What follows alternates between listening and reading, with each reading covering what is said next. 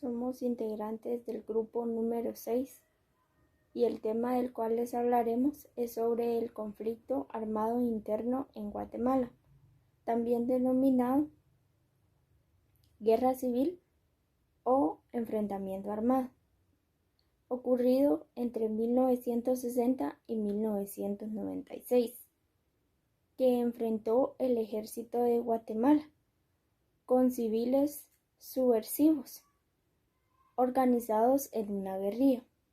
A continuación, el licenciado Vianney Portocarrero, quien es una persona que tiene vasto conocimiento sobre el tema, les hablará sobre unas anécdotas que conserva. Es un gusto saludarlos. Mi nombre es Vianney Adolfo Portocarrero. Soy licenciado en Administración de Empresas. Actualmente tengo una oficina de contabilidad y así como también doy clases, imparto cursos en la Universidad Mariano Gálvez desde hace 12 años. Tengo un promedio de experiencia de 28 años de docencia y un promedio de 20 años de experiencia contable. Me ha gustado bastante un poquito de historia, me ha gustado bastante saber de lo que ha sucedido a nivel nacional, especialmente del conflicto armado y ciertos aspectos del ejército, básicamente. Cuando hablamos del conflicto armado, esto fue aproximadamente varios años atrás. El conflicto armado duró aproximadamente 30 años. Pero inició. ¿Con quiénes iniciaron? El primer movimiento guerrillero, hay que tomarlo en cuenta, que fueron las FARC,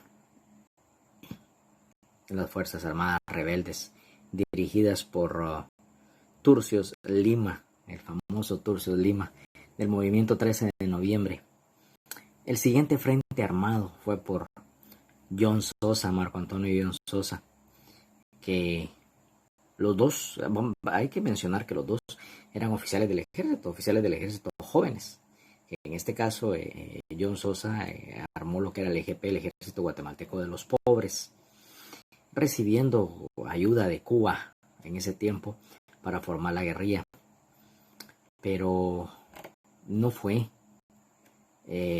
Aproximadamente era una guerrilla urbana en el año 68 al 70, con personajes notables.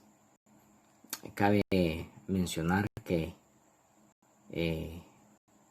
la Universidad de San Carlos de Guatemala jugó un papel muy importante en el conflicto armado, puesto que venían estudiantes de la Universidad de San Carlos y se enrolaban en las fuerzas guerrilleras por un ideal. Pero lamentablemente cuando John Sosa muere y también Turcios Lima, se tergiversa el pensamiento, se tergiversa lo que ellos pretendían, sus ideales. Hay que tomar en cuenta también que la guerrilla inició aquí en Zacapa, en Río Hondo. Hay un libro muy bonito que se llama La guerrilla fue mi camino. Se lo recomiendo como cultura general, puesto que es increíble cómo Estados Unidos, cómo la CIA tuvo que ver bastante con el conflicto armado. Vale la pena mencionar que ambos grupos guerrilleros recibían apoyo económico de Fidel Castro en su tiempo, puesto que Guatemala no sabía cómo combatir y fueron ellos entrenados en tácticas de guerra de guerrillas. Así también el ejército no sabía cómo en su momento podía atacar. Lamentablemente no sabían cómo atacar ellos a la fuerza guerrillera. Y es algo bien, bien bonito porque aproximadamente 1980-1983 que da el golpe de estado mi general Efraín Ríos Montt y la guerrilla sufre bastantes bajas. ¿Por qué? Si hablamos de lo que sucedió en el conflicto armado, acá en Oriente no tuvo tanta repercusión como lo fue en el área de Occidente, especialmente en Cobán, Triángulo Ixil, Ixcán, Tercer Pueblo y muchos lugares del lado del Quiché, Huehuetenango, el volcán de Agua también, que lamentablemente fueron pueblos que tuvieron el combate directo, fuego cruzado, podemos decir, entre la guerrilla y el ejército. Aproximadamente en 1970, si no mal recuerdo, que estaba Carlos Arana Osorio de presidente. Se abre un decreto para el desarrollo agrícola, el desarrollo agrario. ¿Por qué menciono eso? Porque uno de los principales ideales que la guerrilla tenía era de que todos tuvieran un pedacito de tierra.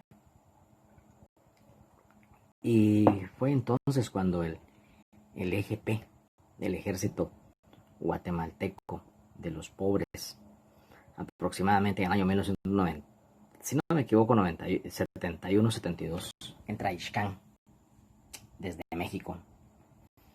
También ya aparece movimiento en el año 73, ya Guatemala, en este caso el ejército, ya tenía mucho conocimiento de lo que sucedía en las montañas. Vale mencionar también que en el año 1975 se crea la escuela de Caibiles.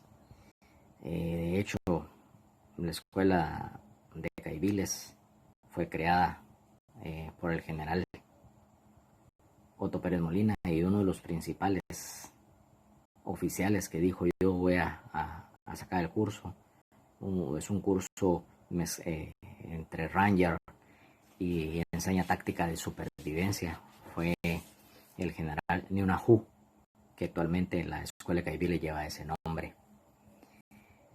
Se desarrolla tanto en Guatemala lo de la guerrilla, porque ellos tomaban personas inocentes, así como mujeres, niños, hombres, para que los apoyaran, para que tuvieran ellos un fuerte con ideales, si se puede llamar así. Lo bonito de esto es que los lugares más golpeados de la zona norte, de algunos municipios como por ejemplo Petén, fue una de las áreas que también estuvo en conflicto. Y así podemos mencionar varios municipios como Nevaj, como Chajul, que lamentablemente fueron afectados por la guerrilla. Como les decía, en el año 82, cuando entró mi general Efraín Ríos Montt, hubo un pacto entre la guerrilla y el ejército. Pero no era un pacto de decir vamos a dejar de matarnos, no. Sencillamente mi general lo que hizo fue cambiar armas por frijol, por maíz. Pero hay tanto de qué hablar que, ejemplo, que en paz descanse mi coronel Joaquín Velázquez Muñoz. No podemos decir que la guerrilla o el ejército tenía manos limpias, no, cada uno defendía. Pero hay una situación bien importante. El ejército estaba actuando conforme a la ley. La guerrilla no estaba conforme a la ley. La guerrilla estaba fuera de ley. John Sosa trató en su momento de sacar ciertas ventajas de su puesto como líder, igual Turcio de Lima, pero lamentablemente los que le siguieron no tuvieron ese alcance. Como les mencionaba, les mencioné un hombre que en paz descanse, Joaquín Velázquez Muñoz, mi coronel, de la promoción 73 de la Escuela Politécnica, y él me contaba varias anécdotas, y una de ellas es que en una ocasión él estaba de segundo comandante en Huehuetenango y llegó un subteniente y le dijo: ¿qué tal, mi coronel? ¿Cómo está? Por radio oía que había un combate, guerrilla versus ejército, pero la guerrilla iba ganando y pedían apoyo. Vino el jovencito, joven, un subteniente aproximadamente, dice, de 23 años. Vino y le dijo: mi coronel, vamos, los atacamos, los sacamos, vamos. Deme un uniforme, deme un fusil. Él le dijo: no, vos andás de descanso, andás de licencia. Lamentablemente se dejó llevar, el coronel Joaquín Velázquez Muñoz se dejó llevar por el ímpetu del joven. Le dieron un uniforme, le dieron un fusil, entraron a la montaña, sacaron al grupo que estaban hostigando la guerrilla. Cuando venían bajando, le dijo el muchacho, el joven: mi coronel, yo me voy adelante. No, bien, mi coronel, yo me voy adelante. Cuando eso sucede, mi coronel Joaquín Velázquez ve que ya el subteniente iba encabezando y lo dejó. Cuando iban bajando la montaña, los vuelven a emboscar y me dice mi coronel: mire, yo me sentí pero mal y reaccioné por lo que sucedió. Los volvieron a emboscar. ¿Y qué fue lo que sucedió? Partieron literalmente con una ametralladora, con las balas de una ametralladora partieron al joven. Lo partieron a él y a la persona que iba a la par de él, lo partieron. Le pregunto: mi coronel, ¿y usted qué hizo? Sencillamente volver a atacar, pero con fuerza, con una impotencia porque habían matado a un joven. Tengo el honor de conocer también a mi coronel, apellido Pérez Fuentes, y él me contaba tantas anécdotas también. Y una de las anécdotas que a mí me llamó la atención, porque un día, cuando él vino acá a Hualán, vino destacado, yo le vi el uniforme, cagaba roble de oro en combate y placa de combatiente 4 estrellas. Me le cuadro y le digo: bienvenido a Hualán. Le dio risa: ¿por qué hace eso? Me dice: por su uniforme, mi teniente.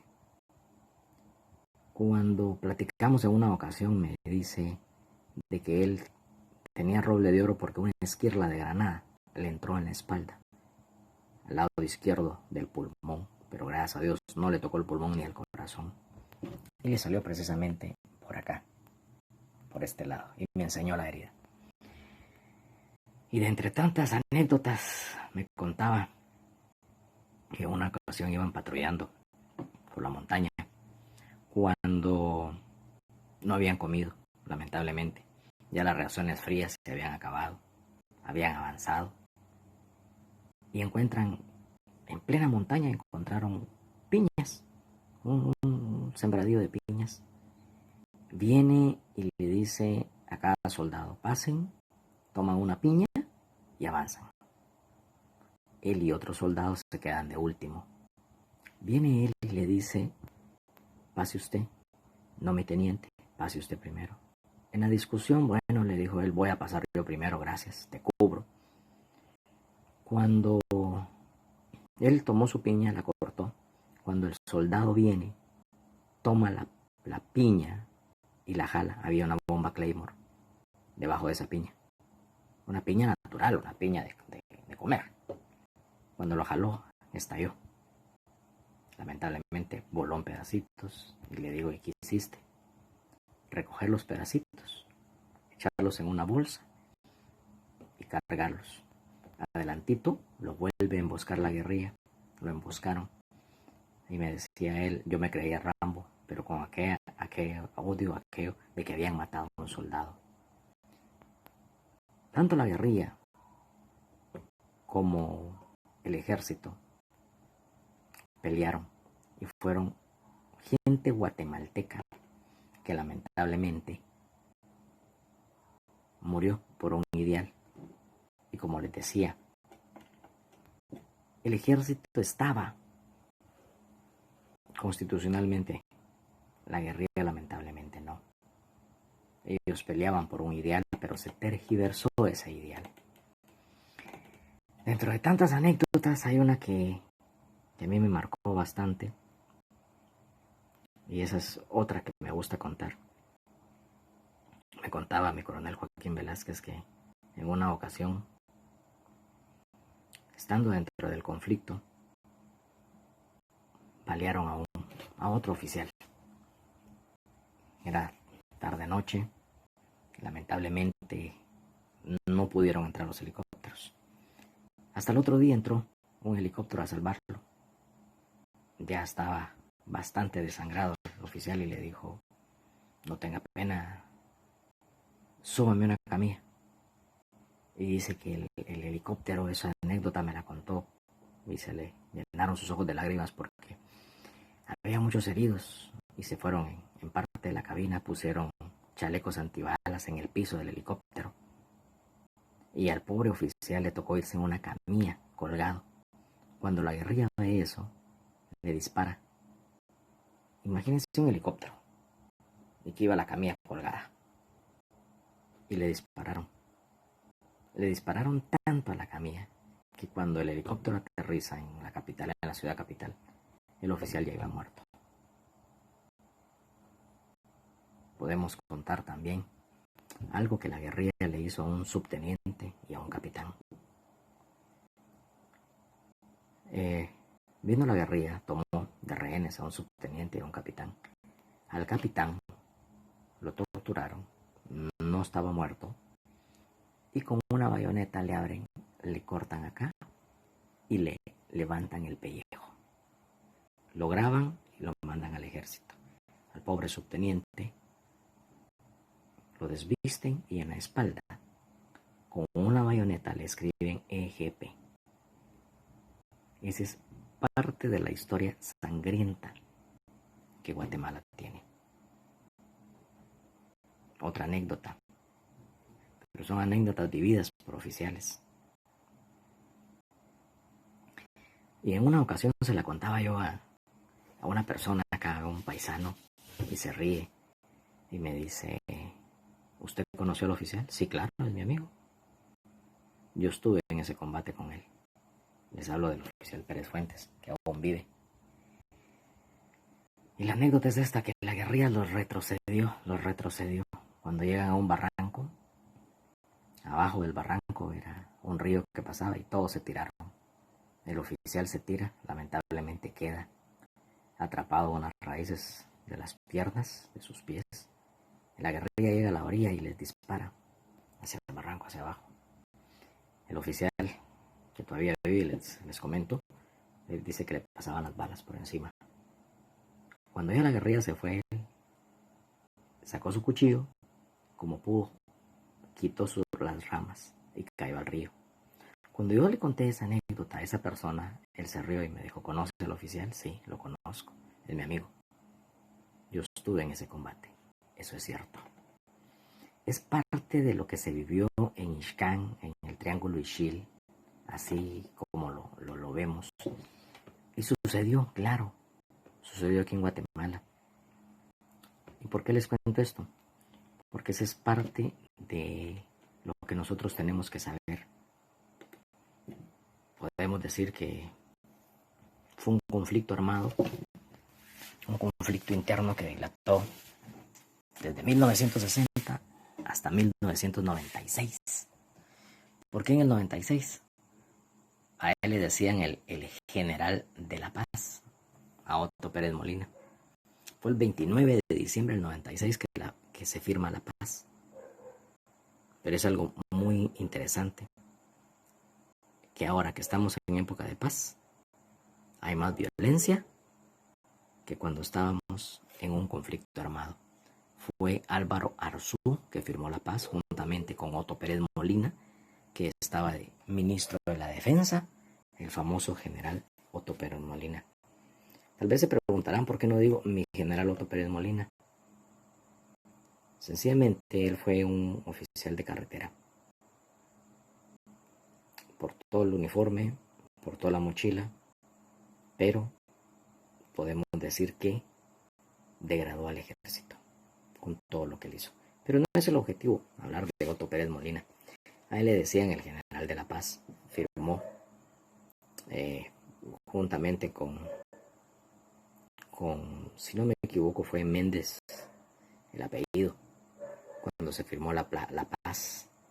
Como les digo, fue aproximadamente en el año 1996 que se firmó la paz. ¿Quién la firmó? Esa es la pregunta. Se las dejo a ustedes para que investiguen. ¿Quién firmó la paz ese 29 de diciembre del 96? Que ya no había otro tipo de guerrilla sino la URNG, la Unión Revolucionaria. Y lamentablemente los acuerdos de paz no se han cumplido. Los acuerdos de paz han tenido su trayectoria, pero hay ciertas cositas que falta todavía. Les mencionaba el Triángulo Ishil. Un subteniente que se graduó en diciembre. Su primer destacamento, Triángulo Ishil, en enero. Cuando tiene su primer combate. Lamentablemente lo matan. Más o menos creo que era de la promoción 98 de la escuela. Abanderado los 6 semestres. Excelente cadete. Como cadete. Primer destacamento y lo matan. Ahora pregúntense, ¿cómo ustedes, como padres o como madres, van a recibir el cuerpo de su hijo, que se graduó en diciembre y en enero se lo matan? ¿Cómo lo recibirían? Como les dije al principio, ni la guerrilla ni el ejército podemos decir que tienen manos limpias. Pero el ejército, constitucionalmente, estaba ordenado. La guerrilla no estaba constitucionalmente. En 1982, cuando el general Efraín Ríos Montt da el golpe de estado, es otra historia que Guatemala marca. Pero hay que hablar también un poquito de quiénes fueron ellos apoyados. Yo siempre lo dije, Estados Unidos tiene mucho que ver con lo que ha sucedido aquí en Guatemala. Bastante que ver. Lamentablemente, decimos lamentablemente, ¿por qué razón?